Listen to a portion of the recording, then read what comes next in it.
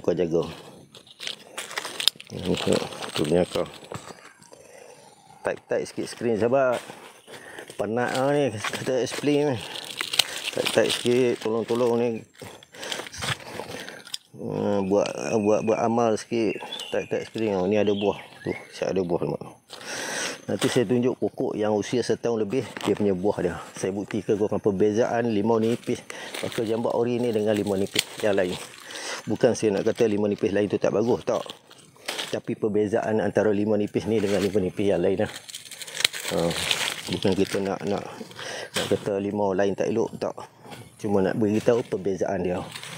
Supaya orang tahu beza limau nipis bakal jambak original dengan limau nipis yang lain. Sebab limau nipis ni banyak jenis Limau nipis ni banyak jenis.